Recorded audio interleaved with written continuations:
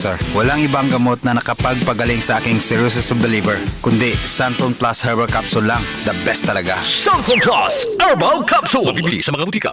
Para di madaling masira ang ngipin ng pamilya, ngayon pa lang, Unique toothpaste for brushing every after kumain. dahil ang unique toothpaste, may Max Protect formula.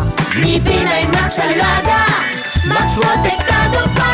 Helps stop cavities even before they start, while keeping breath fresh with regular use. Unique toothpaste for brushing para siguraduhin ngipin ay Max Alaga, Max Protektado pa. Unique. Max Alaga, Max Protectado with unique toothpaste maximum fluoride protection. Manufactured by ACS Manufacturing. ISO certified world-class quality. ACS. Santon Vitamin C, ang alkaline na vitamin C. Ako po si Mariel, isang negosyante. Late na ako kung matulog dahil nakatutok po sa online selling. Laking tulong talaga ang Santon Vitamin C dahil hindi ko ramdam ang pagpuyat ko sa gabi. Santon Vitamin C, ang alkaline na vitamin C. Mabibili sa pinakamalapit na butika sa inyong lugar. The king of pop is back. Yes, Michael Jackson will be brought to life once again with a once-in-a-lifetime performance of world-renowned tribute artist Rodrigo Teaser from Brazil. DMC Philippines, in cooperation with Newport World Resorts, present Michael Lives Forever. Michael Lives Forever with Rodrigo Teaser this March 14 and 15 at Newport Performing Arts Theater at Newport World Resorts. Tickets are available at Ticket World and SM Tickets. Michael Lives Forever is also brought to you by One World Deli and DZXL 558. Santon Vitamin C, ang alkaline na vitamin C. Ako nga pala si Herina, mayroon akong UTI. Sinubukan ko ang Santon Vitamin C at laking gulat ko dahil naging okay na aking paghihi. Subukan nyo rin ang Santon Vitamin C. Santon Vitamin C, ang alkaline na vitamin C. Mabibili sa pinakamalapit na butika sa inyong lugar. Boom, papaya, white rose papaya, yeah, yeah, yeah. Boom, puti ka in 7 days, oh yeah, yeah, yeah, yeah, yeah, yeah. White rose papaya. New White Rose Papaya. May double whitening ng papaya extracts and vitamin B3. Clinically proven magpaputi in as early as 7 days with regular use. Boom, puti ka, white rose papaya, yeah, yeah, yeah, yeah, yeah. Papaya puti, papaya fast. White Rose Papaya with vitamin B3. Manufactured by ACS Manufacturing Corporation. ISO certified world-class quality. ACS. Santon Plus Coffee Mix. Ako si Teddy, isang estudyante. Favorite ko talaga ang Santon Plus Coffee Mix dahil walang pangangasim sa tiyan. Suwabe hanggang sa huling patak. Santon Plus Coffee Mix. Kape na, gamot pa. Mabibili sa mga butika. Radyoman, come in. Mula po sa RMN Broadcast Studios, Atlanta Center, Manila. Narito ang RMN Network News. RMN Network News. Nandito tayo ngayon sa Ilagang Wala Kanluran. pang ibang reporter dito, kundi Yung lugar pero aris nagyapon kita diri.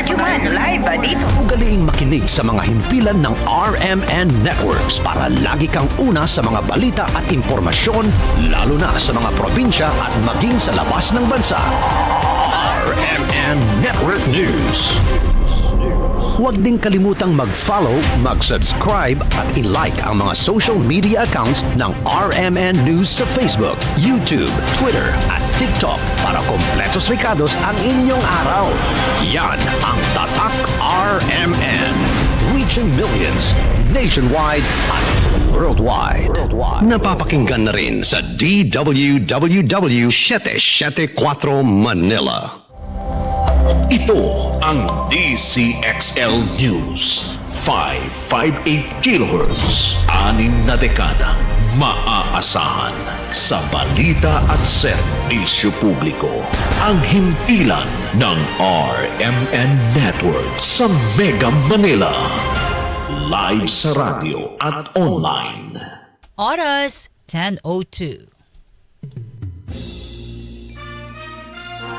Malaki man o sa maliit na paraan, pwede kang maging bayani sa sarili mong kakayahan. Kwentong Bayani. Tunghayan ang mga storya ng bawat individual at organisasyon na siyang magbibigay ng inspirasyon sa mga komunidad, lipunan at sa bawat mamamayan. Kwentong Bayani. Kwentong Bayani. Kasama si Jojo Armenta at Radyoman Jenny Pahilanga sa Kwentong Bayani. Dito sa DZXL 558 Radyo Trabaho tuwing Sabado alas 10 hanggang alas 11 ng umaga at sa Facebook page ng RMN DZXL 558 Manila. Kwentong Bayani. Kwentong Bayani. Hatid ng Benita at Catalino Ya Foundation at ng RMN Networks.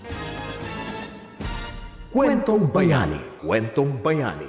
Kwentong Bayani. Kwentong Bayani. Kasama si Jojo Armenta at Radyoman Jenny Pahilanga sa Kwentong Bayani. Good morning! Magandang umaga po ng first Saturday for the month of March.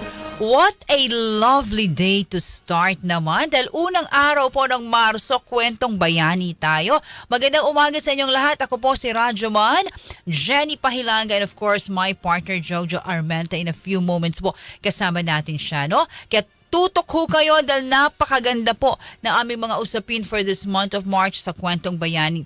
Live na ho tayo sa Facebook, sa YouTube, sa TikTok at sa X po yung dating Twitter. I-type lamang ang DZXL News. Paki-like and share na po yung ating programa. Ang Kwentong Bayani hatid sa inyo ng RMN at ng BCYF. And just last month po, February, it's Innovation Month, no? So ang dami ho naming mga talagang naging panauhin just last Saturday, no? Napakagaling po ng aming naging panauhin po na talaga namang from Pakistan. Ayan.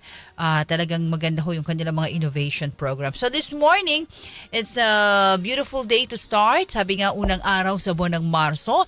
And sabi nga sa social media, March, please be good to us, di ba? Manifesting all the blessings, abundance, prosperity, and healing and peace of mind for everyone. And di ba, eto na, syempre, kasama ko na sa umagang ito ng unang araw, unang Sabado ng Marso, my partner Jojo Armenta. Partner, good morning! Good morning! Sir, can you hear me? Yeah, loud and clear. Good morning. Good morning. I have to travel pa kasi nawala ng kuryente sa Batangas. Yes, oo, may power interruption. So saan ka na ngayon? Naghahanap ka na partner ng lugar? Yes, naghanap ako ng coffee shop para makasama kayong umaga ngayon. Yan ang Kwentong Bayani. Oh my gosh. Partner, what a lovely day because this is the first day of March and first Saturday of March. O, di ba naman? Yes, right. Oo, and aside from Women's Month, partner, ay, oo Jenny. Pala. Happy Women's Month. Happy Women's Month. Mabuhay ang mga kababaihan. Mm-hmm. Yes. Aside from Women's Month, Benita and Catalina Foundation is actually celebrating Technology Month for the month of March. Partner. Mm-hmm. Well, basically, basically, what is Technology Month? Just a little background.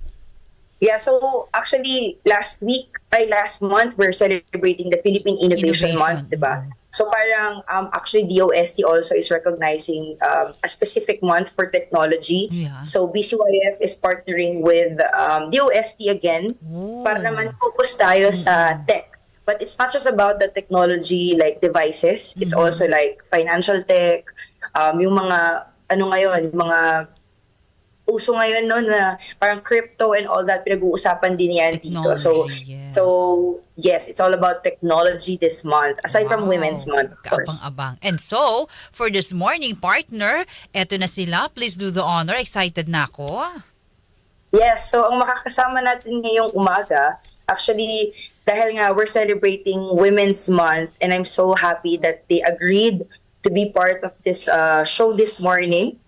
So, ang ating pong makakasama ngayong umaga, pakilala ko muna one of our guests, is the founder of Humble Sustainability, an advocate for sustainability and purpose-driven business. Ang ating pong unang guest ay si Nina Opita. Good morning, Nina. Good morning. Happy Women's Month and nice to see you, Jojo. I love it, full of energy. Long time. Hello. Yes, so, good morning. Our second guest naman is a best-selling author, communicator, and book editor. So ang ating isa rin namang very women empowered, Miss Risa Singson Kaupeng. Good morning, Miss Risa. Good morning. Good morning, everybody, and to all of our listeners. Hello to you. Happy Women's Month. Happy Women's Month. Talagang partner Jojo, no? Miss Riza and Miss Nina, right? Talagang a lovely day with 4 lovely ladies. Oh, di ba? Women's Month. Okay, partner, sige.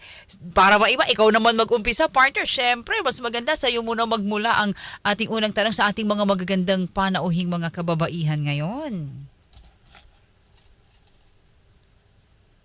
Nakamute pala. Yan, okay, partner. So, simulan na natin ang ating kwentuhan ngayong umaga. So, syempre, of course, BCYF, Benita and Katrina Foundation, is very particular with personal advocacy, or personal CSR, which stands for Citizenship, Sustainability, and Social Responsibility. So, itatanong natin sa ating mga guests, no, kindly share to us your personal advocacy and what made you passionate about this social and this advocacy. Simulan natin kay Miss Risa. Okay, actually, I chair a foundation called Jeremiah Foundation. It's one of the mercy ministries of the Feast. If you know the Feast, if you've heard of the Feast, it's a weekly gathering all over the Philippines and all over the world. It was founded by Brother Bo Sanchez. And we have a number of mercy ministries, and one of them is Jeremiah Foundation. In Jeremiah, we take care of sexually abused girls. So we have a home now it's already in the Anawim Foundation in Montalban, in Rizal, Rodriguez Rizal. So Anawim is one of our oldest mercy ministries. That's where we take care of yung mga matatandang elderlies, abandoned elderlies, mga lolo't lola. So doon namin inaalagaan. Pero during the pandemic, sobrang bumagsak yung mga donations, especially to our foundation since kami yung maliit. So medyo nahirapan kami to fund our rental. So we used to rent a house in Pasig. Pero so now we moved them to we moved the girls to Anawim. And this year we started to build a permanent home for them. So para hindi na sila mag-squatter. Literally, we are squatting under the chapel. Meron kasing chapel sa Anawim. So in Jeremiah, we take care of these sexually abused girls. We house them. We send them to school. We give them psycho-spiritual counseling. Jeremiah is a biblical name, ma'am.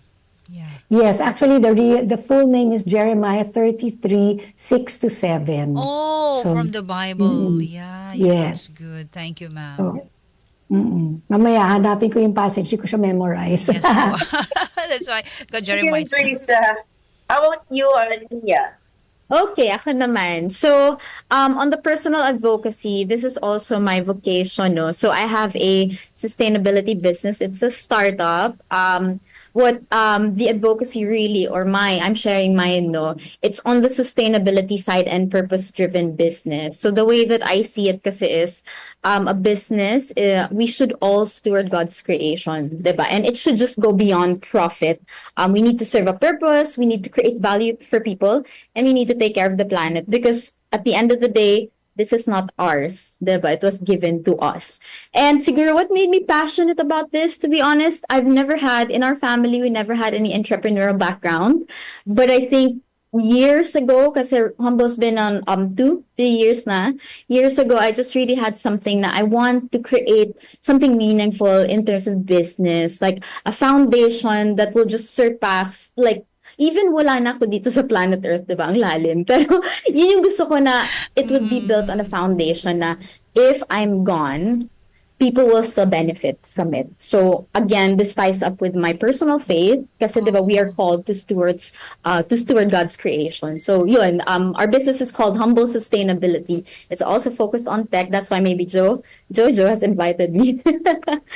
Yeah, humble sustainability. I love the word humble, diba? Partner, no, maganda yun, oo. And we will dig deeper, like what's the now siguro we want to share also to our listeners ano yung humble sustainability, and then yung na-mention ni Miss Risa, the Jeremiah Foundation. No? So let's talk about what's the objective, what's the mission, what's the vision of the organization that you have mentioned so that our listeners can also relate and they would also know, maybe kasi may mga tao dito nakikinig who wants to partner and collaborate with you guys now eventually. So can you tell us more po about Jeremiah Foundation and Humble Sustainability? So simulan natin kay Miss Risa again. Yeah, ito, yung passage ng Jeremiah 33 verse 67, sabi, "Behold, I will bring it to health and healing. I will heal them and reveal to them the abundance of peace and truth.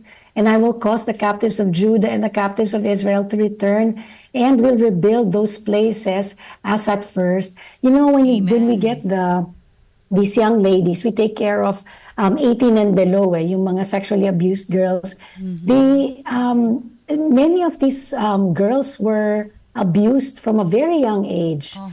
Some of them 4, 5, 6 years old. And the painful thing about it is they're abused by men who are supposed to be taking care of them.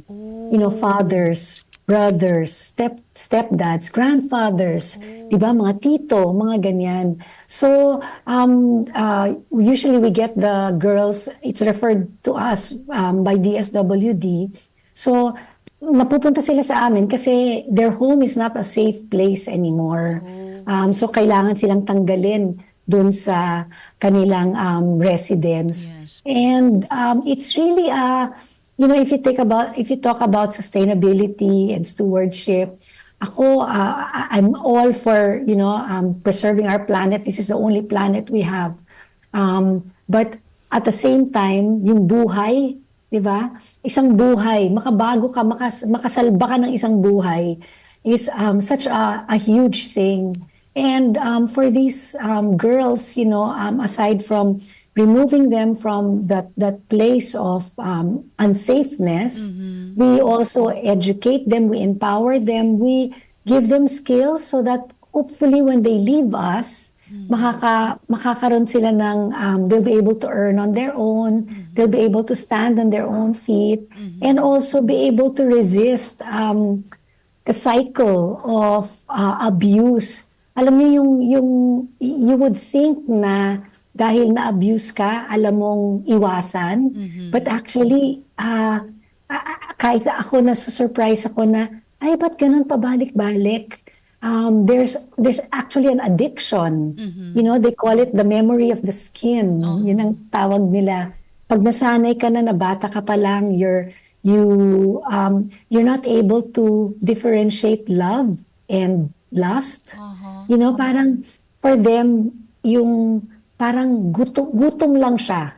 Parang diba tayo, pag nagutom tayo, kakain tayo.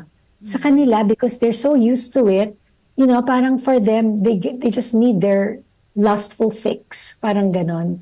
So, trying to change that, you know, trying to transform their way of thinking is really a challenge. It really has to come from a spiritual renewal.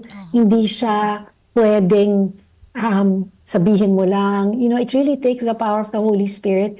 And sometimes, you know, I find myself parang minsan nakaka-frustrate, no? Yung parang ang tagal mo na, ilang taon na silang nasa'yo, ilang taon yung inalagaan. Tapos parang pag umalis, parang ay, bumalik rin sila doon, you know?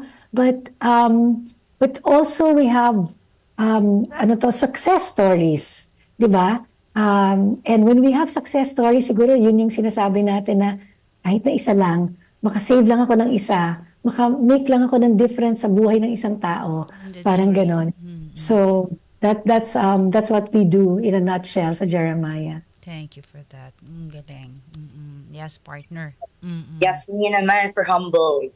Thank you. Ms. Riza, super inspiring that you've shared. Agree ako dyan. Sige, with us naman, it's on the planet itself, diba? And not just the planet, but as again, what Ms. Riza has mentioned, isa lang ang planet Earth, diba? And there are generations that's gonna come in, and we need to take care of that. So for Humble, ang vision namin talaga is to bring 1 billion items back into circularity. Kasi ang daming pwedeng gawin, 'di ba? But you need to be focused on a certain things. And may mga ibang business that's focused on other things. But for Humble, we look at bringing IT equipment back into circularity. What does that mean? That means na if, 'di ba, alam niyo yung kasabihan na one man's trash is another man's treasure. Ganun yung ginagawa namin talaga, like with businesses. So we help businesses naman. Hopefully in the next few years, 'di ba, we can make it bigger where individuals can also bring in their old IT equipments. So ngayon, we help businesses transform the way that they look at IT equipment. Kasi, 'di ba, every year may bagong IT technology na lumalabas, new phones, new iPhones, new Samsung, 'di ba?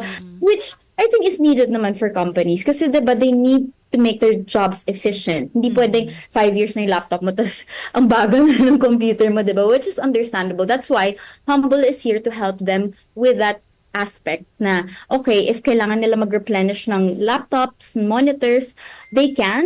And then we will get the old ones, and then we make sure the old ones, it doesn't end up in the landfill. As in, mapapakinabangan siya. It can go to recycling, it can go to be refurbished and used by another company, diba? Or it can be sold to individuals. So that's how we basically do things here at Humble. And then last part of that is tracking also the ESG. So there's a metric, diba, in companies na parang ano yung contribution mo when it comes to sustainability. So we don't just buy their IT equipment. At the end of buying, we also give them a report saying this is how much impact you've made para naman may tangible result, diba? And they can see, ganito pala yung nangyayari when we give our IT equipments to Humble. So yeah. Okay. Ito yung mga nakikita natin, Miss Nina, no? Partner Jojo and Miss Riza, sa screen natin ngayon sa Facebook. Ito yung mga ginagawa nyo or paalala nyo. Yes, correct. So we can deal with any type of IT equipment. So it can be from brand new, as in sealed packaging na hindi na talaga pinapakinabangan, or it can be, we call it tier 4, as in super duper sira na missing parts. We can still make use of that. We can still sell it. That can still be recycled. But we can also help them find an equipment if, alam mo yun, sobrang luma na ng laptop nila. Pero yes, that's how we do things for with Humble. Wow, kaiba talaga yung yung goals, yung kanilang Jeremiah and Humble. Pero still, at the end of the day pa rin tumulong, no? Ngayon, eto, dahil medyo twist naman natin, Miss Riza and Miss Nina. Dahil ngayon po ay buwan ng kababaihan, gusto namin itanong sa Kwentong Bayani at ni Partner Jojo na ating mga kasama. Let's have first Miss Nina. Miss Nina, then Miss Riza again po. Bilang kababaihan tayo, ikaw bilang isang babae, ano ang advantages mo bilang isang babae sa ginagalawan mo ngayong industriya? Ayan, sa iyong, sabi nga, kinabibilangan bilang isang babae. Yeah, I love that question. And alam mo, may purpose si Lord, di ba? Kung bakit may babae at may lalaki, di ba? And for me, being a woman in this industry is actually a blessing and a gift, di ba? Kasi may skill set sa mga babae. They're nurturing, they take care, and they lead with love, with their heart, di ba? So, ang advantage nito is because with the world of men, diba, sobrang fast-paced, which is like they need to lead, they need to like make sure na, okay, ma-execute to. But at the same time, binabalance ng women yung guys, diba, na if it's like this, super duper fast, we also need to understand ano ba yung needs, like how do we take care of the planet Earth, diba? And we need to have that, yung sinasabi lang nga nila with women, magaling tayo with gut instinct. Totoo yun. But it also needs to be led by the Spirit and God's Word.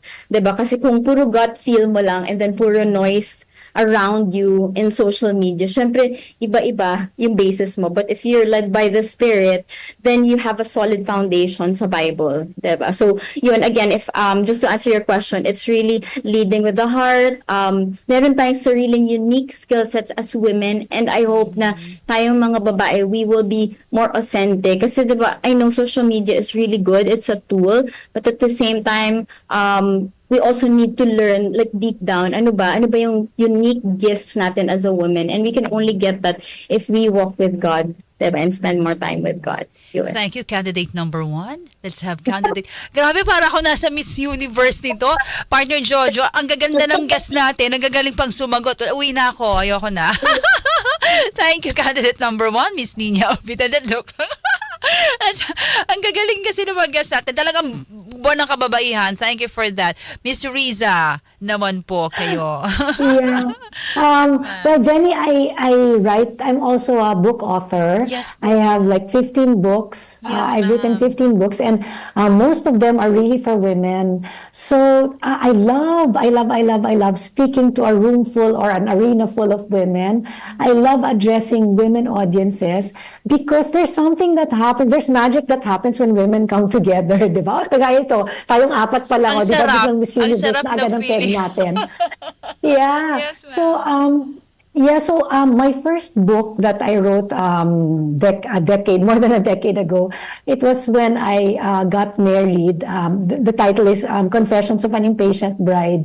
And I got married kasi very late. So, parang I was holding the hand of other impatient brides like me na parang, alam mo yon, yung feeling mo na, you want to get married, pero wala pa. Tapos, every birthday mo, parang the clock is ticking, parang ganyan. And then, nung kinasal ako, medyo may mga nagpanik kasi I got married at the age of 38. Sabi nila, hala, kinasal na si Risa Singh, so kailangan na rin tayo ikasal. Parang ganyan, no?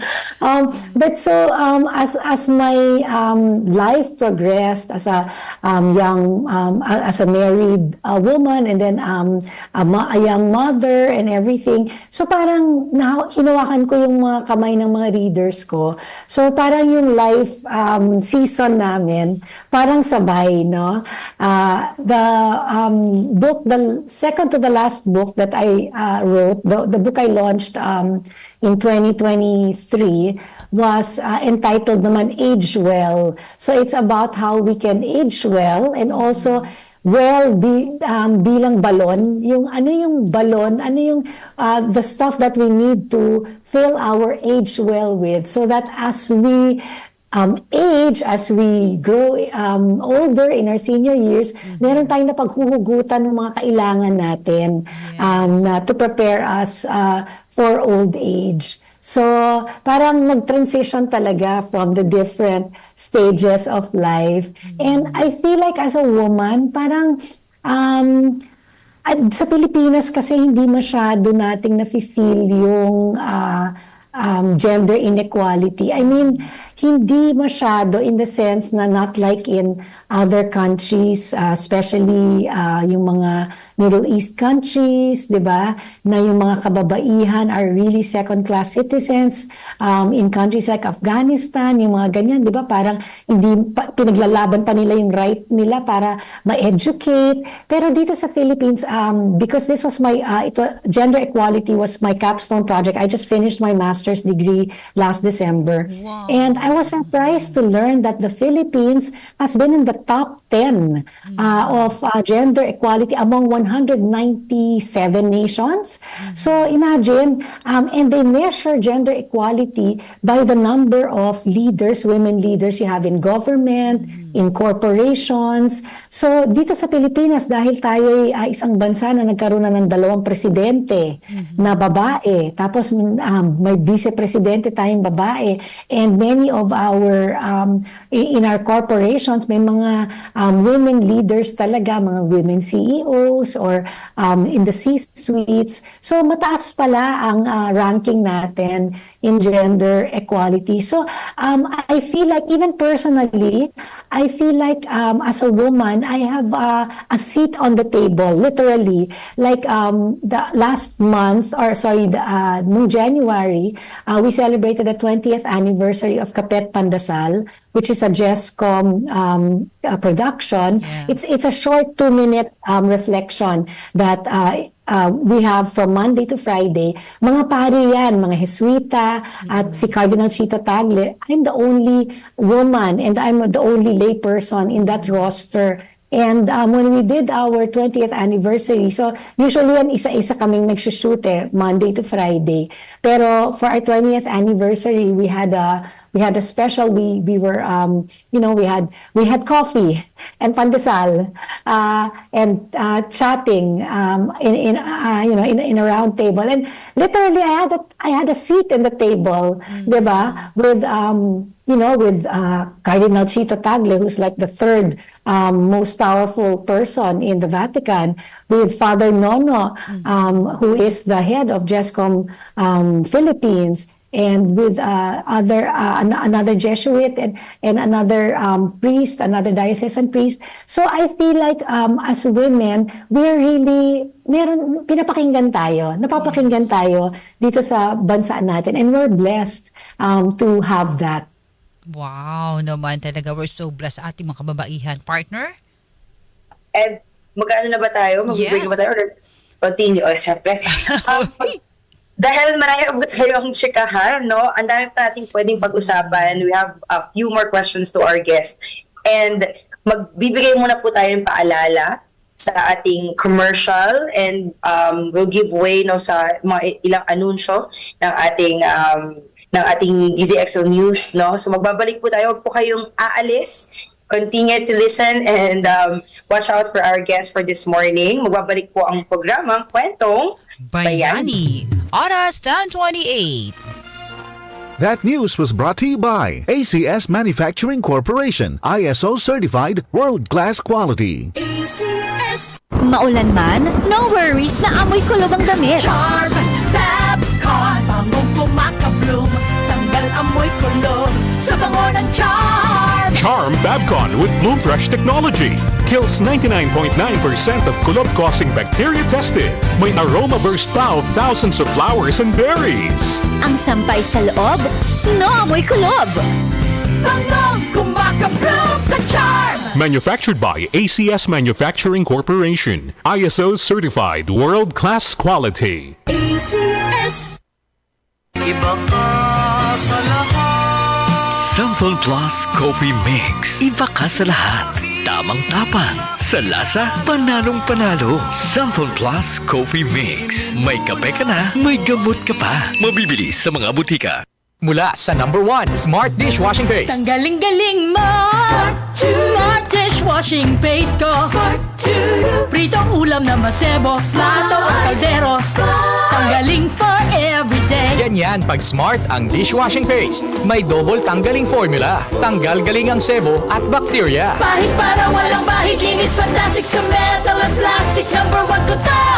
Tanggaling-galing mo. Smart dishwashing paste. Heavy duty linis bawat pahid.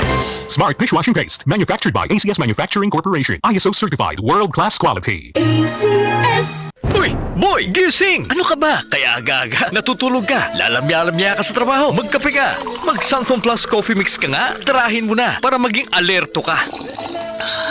Sunflower Plus Coffee Mix, kape na, gamot pa. Mabibili sa mga butika. Boom, papaya, white rose papaya, yeah, yeah, yeah. Boom, puti ka in 7 days, oh yeah, yeah, yeah, yeah, yeah, yeah. White rose papaya. New White Rose Papaya. May double whitening ng papaya extracts and vitamin B3. Clinically proven magpaputi in as early as 7 days with regular use. Boom, puti ka, white rose papaya, yeah, yeah, yeah, yeah, yeah. Papaya puti, papaya fast. White Rose Papaya with vitamin B3. Manufactured by ACS Manufacturing Corporation. ISO certified world-class quality. ACS. Sunflower Plus Herbal Capsule. Ako si Jessa, 25 years old. Dati may leukemia ako. Kasabay sa pag-take ko ng aking mga gamot, ang Santon Plus Herbal Capsule. Ang laking tulong talaga ng Santon Plus. And finally, I'm a leukemia survivor. Sunflower Plus. Mabibili sa mga butika. DZXL News, ang himpilan ng RMN. Kwentong Bayani. Kwentong Bayani. Kasama si Jojo Armenta at Radyoman Jenny Pahilanga sa Kwentong Bayani.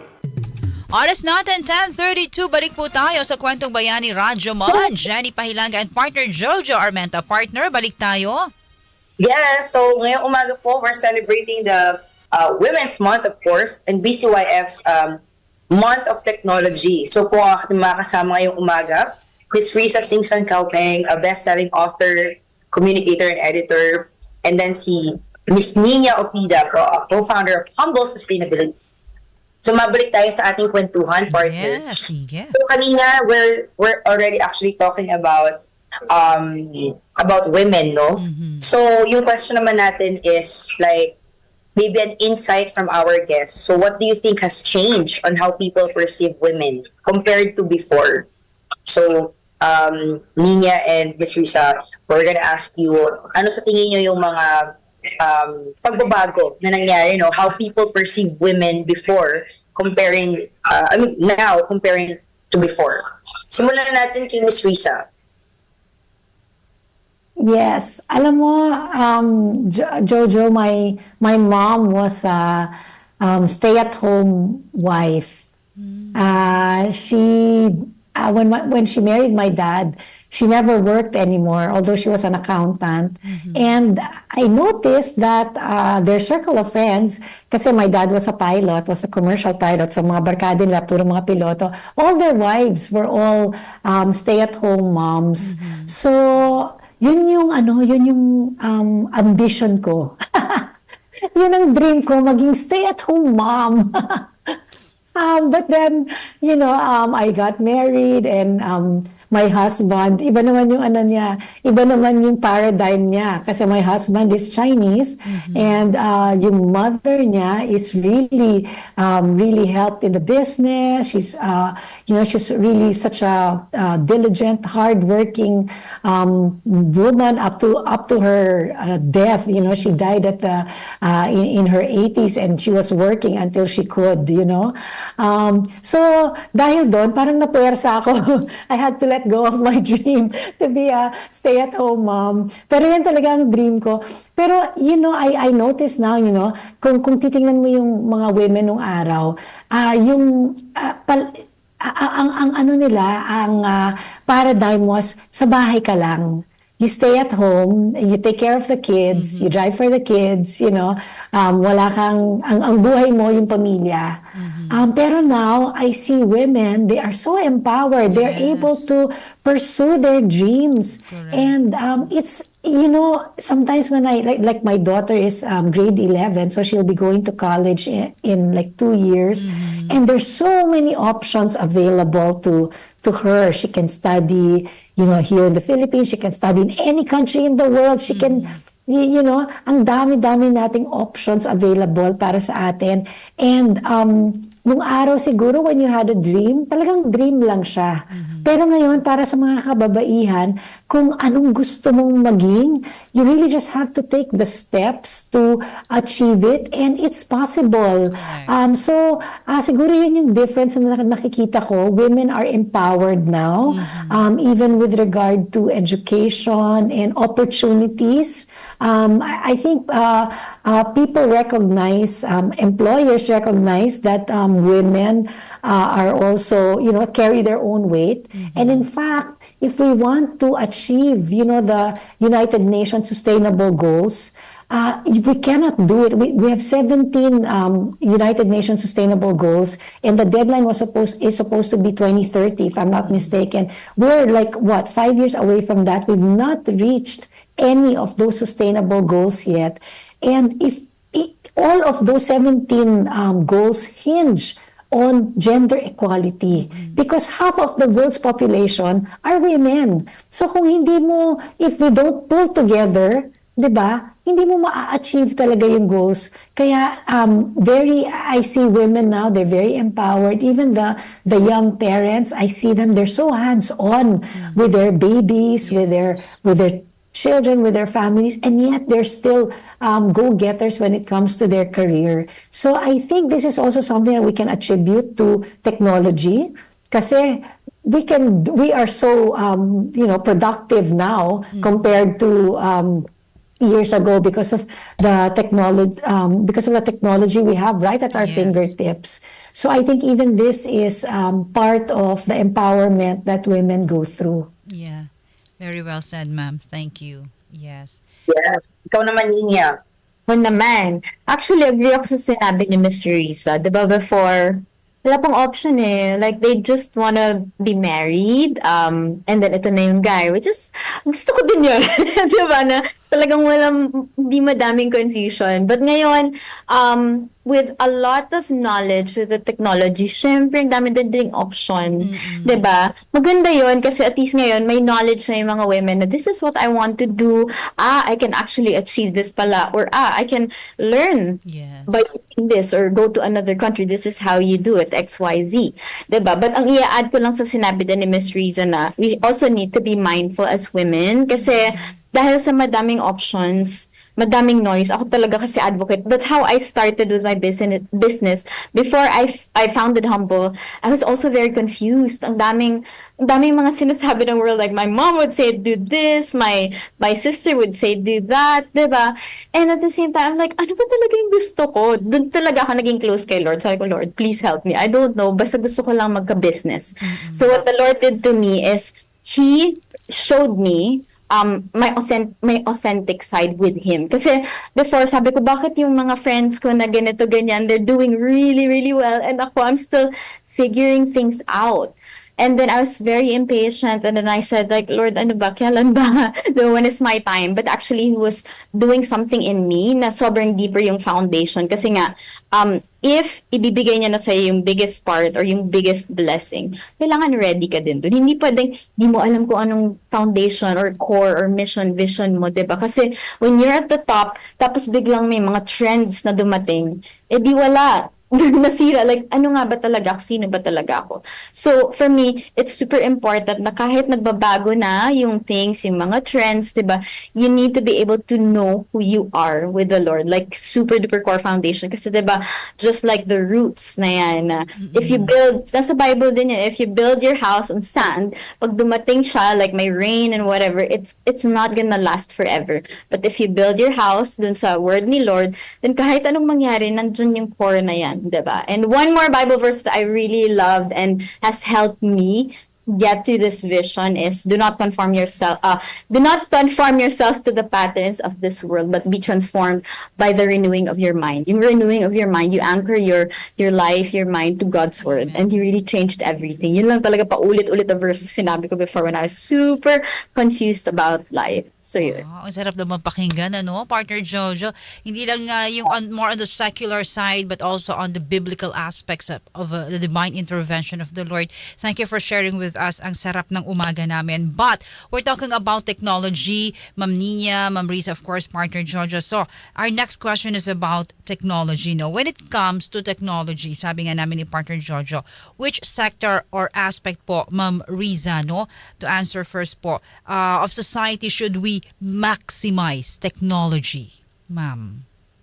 Wow. With artificial intelligence. Yes, AI. Nako. Oo. Diba? Actually, there's a side of AI na nakakatakot. Kasi, you can predict, you can see that it can overtake us, diba? But at the same time, there's so much use and benefit for AI. As a writer, I use AI, not just for my research. When I write, it really makes my work so much faster. And then, pati yung lalo na sa pagdating sa medicine, yung mga areas ng buhay natin na very critical. Like, I'm a cancer survivor. So, one of the videos that I watched was how they use AI to detect breast cancer in women like 5 or 10 years into the future, just based on their existing mammogram now. So because I'm a breast cancer survivor, I do my mammograms every year, and also my ultrasound. So that's all. Whenever I do that, I always post it on my social media just to remind women that have yourself checked, because it can save your life. But just the idea or just the thought that, wow, artificial intelligence can predict your the cancer years from now, parang, diba, ang napaka laking tulong sa atin. And I'm sure that's only one aspect of artificial intelligence with regard to medicine. There are so many other applications. So parang makikita natin na in every area of our life, meron talagang technology really has such a big contribution. Ang problema lang is it also creates the inequality kasi it widens the gap between the rich and the poor. Kasi obviously mga mahihirap, hindi nila kayang bumili ng mga gadgets na kayang bilhin ng mga mayayaman, 'di ba? Even in our world, you can see who controls the world. You know, people like Elon Musk and Mark Zuckerberg. You know, because they own the biggest platforms in the world. You know, they're able to control so much big data and they hold the power. Talagang knowledge is power na talaga ngayon, 'di ba? So, yan yung mga bagay na we have to watch out for. Pero with regard to technology talaga, in every aspect of our lives, may application siya talaga. At kung magamit lang siya para sa mabuti, ikauunlad nating lahat talaga. Basta sa mabuti, Ma'am Risa. Yun nga. Thank you po. And of course, thank you for that, ma'am. And Miss Nina. Ako naman, since what we do is on the tech side, saving these items from ending up in the landfill, I want to focus on yung circular economy.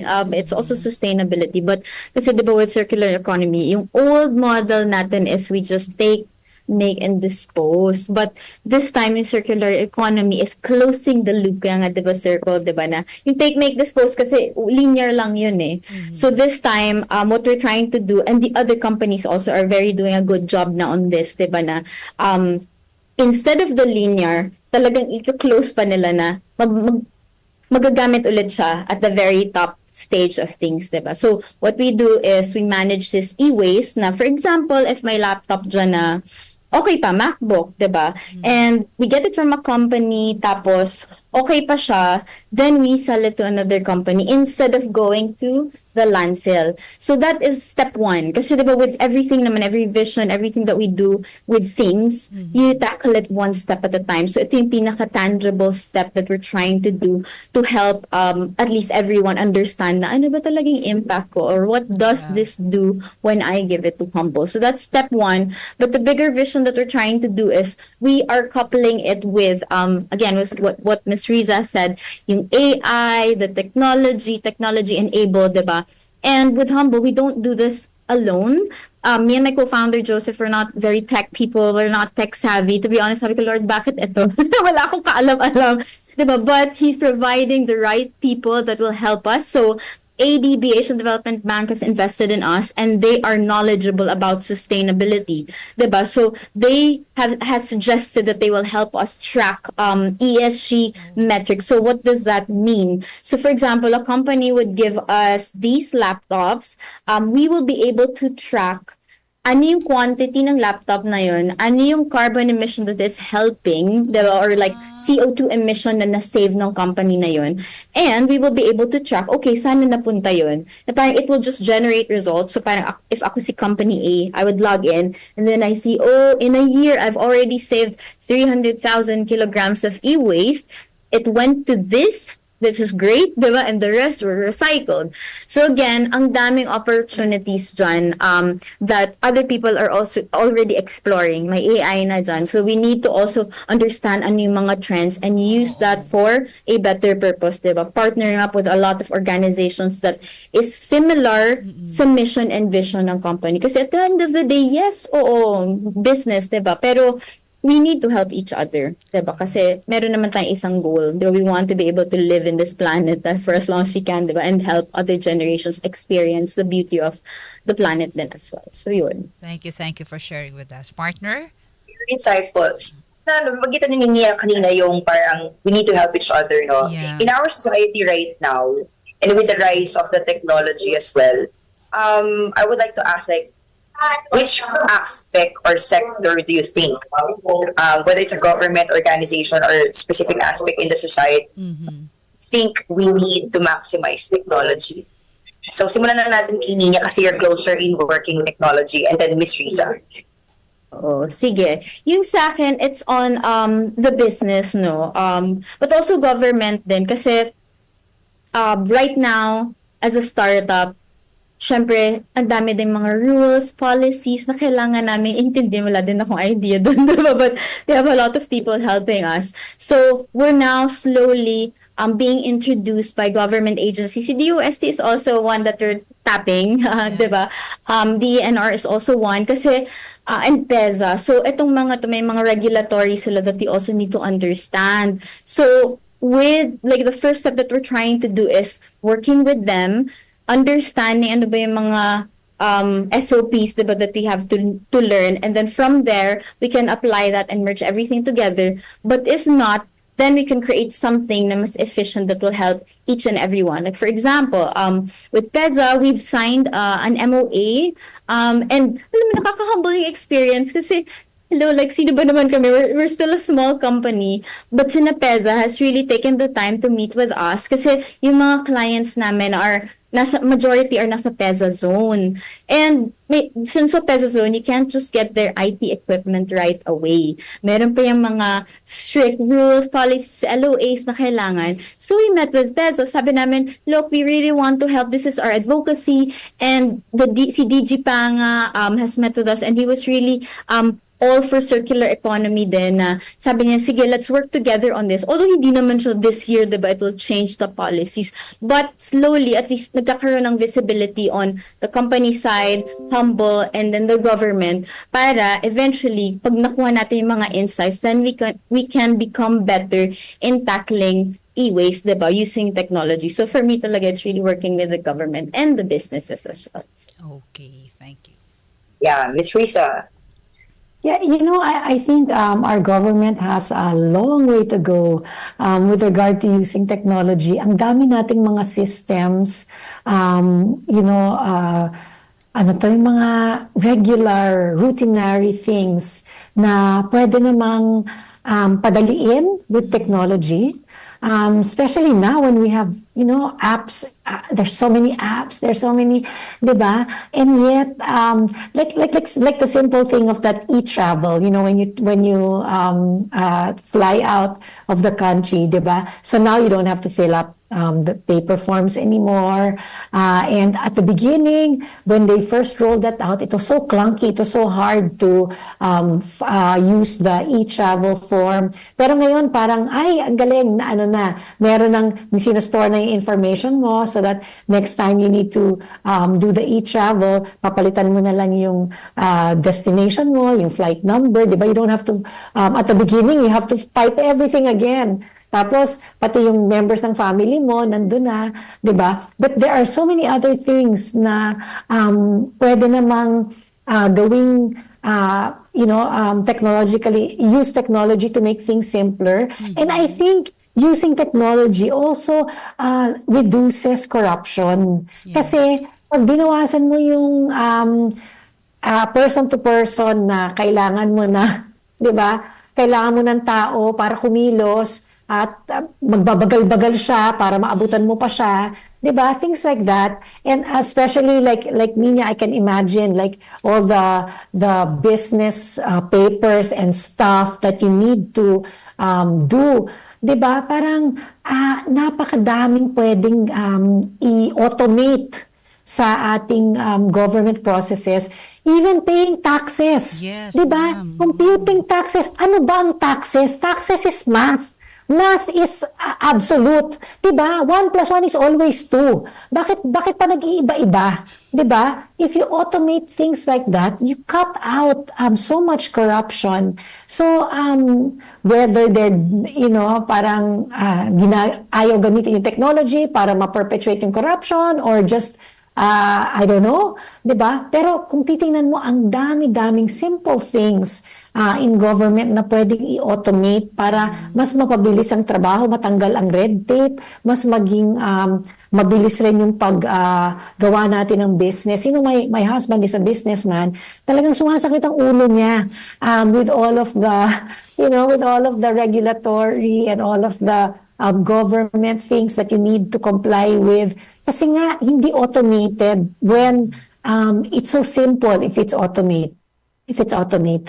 Yes, ma'am. Thank you. Thank you for that. Partner, for our question. Yes. So, hinga lang namin ang message, no, si Nia and si Miss Risa, for all the women out there who would like to strive, who would like to pursue their dreams bilang isang babae. What would be your message to them, to our listeners? Simati kay Nia and then Miss Risa.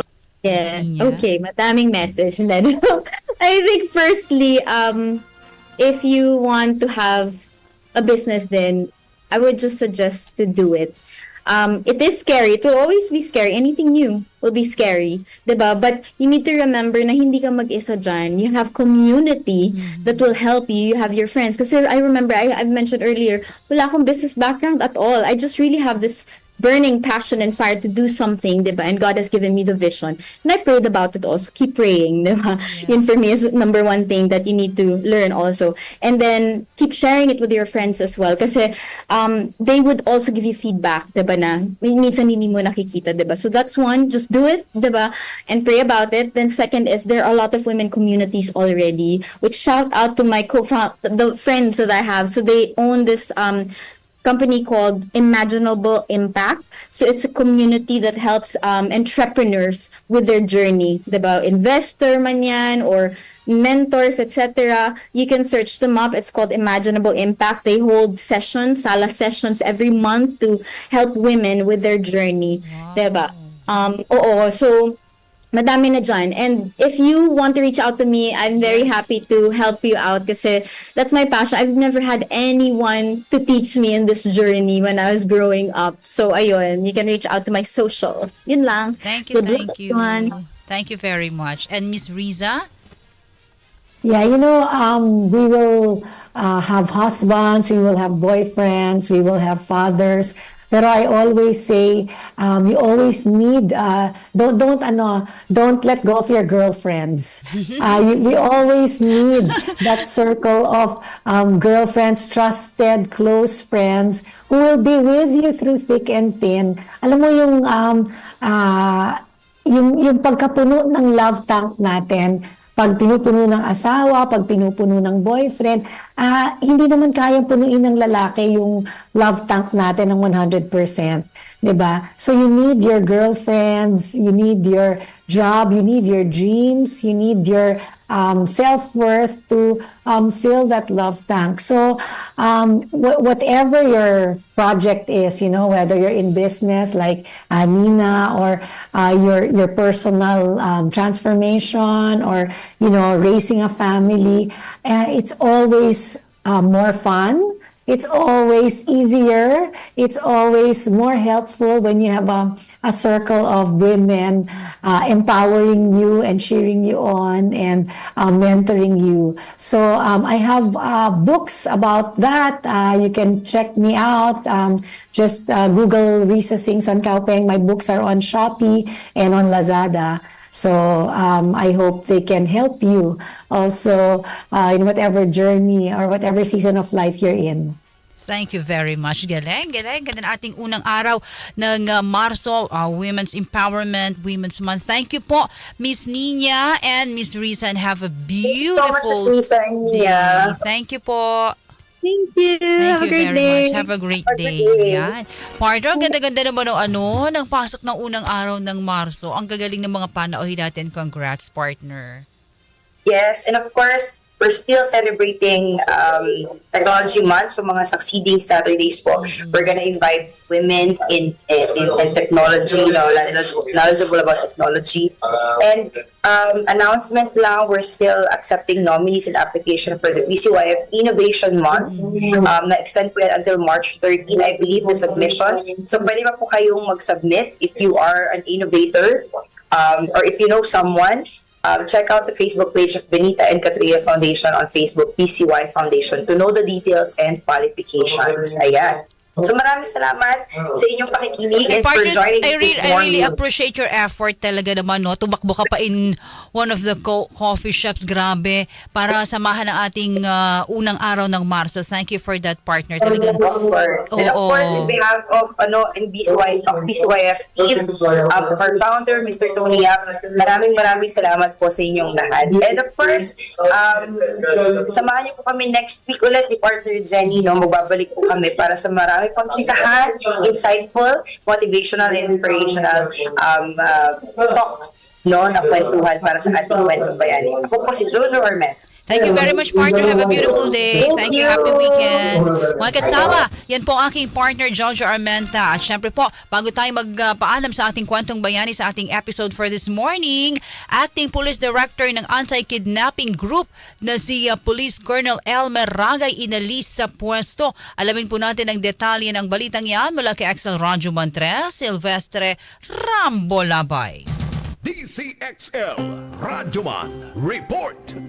Radyoman Jenny, kinumpirma ng Philippine National Police o PNP na inalis na sa pwesto bilang acting director ng anti-kidnapping group na si Police Colonel Elmer Ragay dahil paghawak nito sa kaso ng 14 na taong gulang na Chinese na biktima ng kidnapping. Ayon sa PNP, ang administrative relief ay batay na rin sa nakautusan ni PNP Chief General Romela Francisco Marbel habang isinailalim sa malalimang investigasyon ang naturang opisyal. Bukod dito ay upang mabigyan na rin ng sapat na panahon si Police Colonel Ragay na tumugon sa isinasagawang investigasyon. Nabatid na sa kabilang umano sa usapin ng investigasyon ay ang umano'y hindi ang PNP Anti-Kidnapping Group ang nakarescue sa 14 na taong gulang na biktima ng kidnapping. Walang naarestong mga suspect at ang sinasabi nilang pamamaraan sa sinasabing pagkaka-recover o pagbawi sa biktima ay ibang grupo ang nagsagawa. Kasama mo sa Campo Crame, Radyoman 3, Silvestre Rambolabay, Tata, RMN, DZXL. Bye, baby! Maraming salamat mga naiwang PDL sa Bilibid. Tuluyan nang ililipat sa iba't ibang mga piitan sa taong 2028. Alamin natin ang balitang yan mula kay XL Radyo Mondos, Joyce Adra. DZXL Radyoman Report. Yung ng Bureau of Corrections na isara ang New Bilibid Prison na sa Muntinlupa City sa taong 2028. Bunga nito sinabi ni Bucor Director General Gregorio Catapang Jr. na minamadali na nila ang lilipat sa mga bilanggo bilang paghanda sa pagsasara ng NBP. Target ng Bucor na mailipat ang 25,000 na bilanggo sa NBP sa taong 2028. Nilinaw naman ni Catapang mananatili ang mga opisina ng Bucor sa Muntinlupa City. Ang pagsasapribado niya sa Bilibid ay bahagi pa rin ng public-private partnership. Kinumpirma rin ni Katapang na ang ihawig prison and penal farm sa Palawan ang susunod na isa sa pribado. Kasama mo sa DZXL Manila, Radyo Man Joyce Collantes, Adra, Tatak RMN. Maraming salamat. Hog racers dapat maproteksyonan o maproteksyon sa harap ng planong implementasyon ng maximum suggested retail price sa karne ng baboy. Detalye ng balitang yan mula kay XL Radyoman 1, Grace Mariano. DZXL Radyoman Report. Iginit nga ni Agri Party List Representative Wilbert Lee sa Department of Agriculture na tiyakin ang proteksyon para sa mga magbababoy na nangangambang malugi sakaling matuloy ang pagpapatupad ng Maximum Suggested Retail Price o MSRP sa karne ng baboy. Suportado ni Lee ang mga hakbang para gawing abot kaya ang presyo ng karne ng baboy sa bansa. Pero ang hiling ni Lee, dapat tulungan ng gobyerno ang mga hog raisers na tiyak bababa o mawawalan ng kita. Mungkahin ni Lee huwag iasa sa importasyon ang pagbaba ng presyo ng pork, mahigpit na bantayan at ipakulong ang mga mapagsamantalang smugglers, hoarders, price manipulators at mga kasabwat nila sa gobyerno. Umaasa din si Lee na maipapasa na ang mga nakabinbing panukalang batas na susuporta sa mga local food producers at magpapababa sa presyo ng mga pagkain tulad ng panukalang Kadiwa Agri-Food Terminal Act, Cheaper Rice Act at Post-Harvest Facilities Support Act. Kasama mo sa Kamara, Radyoman Uno, Grace Mariano, Tatak RMN, DZXL 558. Maraming salamat, Elwizat. Samahan niyo po muli kami sa susunod na Sabado, alas 10 hanggang alas 11 ng umaga. At susunod na po ang Usapang Trabaho Weekend Edition. Kasama po si Radyoman Lu Panganiban at nandiyan din po si Radyoman Glenn Del Rosario. Don, thank you sa ating kasama sa digital, of course, at sa ating technical department, sa ating mga Radyoman. Leda, thank you. At sa ating mga panauhin po muli. Ang programang Kwentong Bayani hatid sa inyo ng RMN at ng BCYF. Bumabati po kami ng belated happy birthday ang Kwentong Bayani kay Sir Rico Canoy kahapon. Happy birthday po, boss. Mula sa Kwentong Bayani. Ako po, si Radyoman Jenny Pahilanga hanggang sa susunod na Sabado dito pa rin sa programang Kwentong Bayani.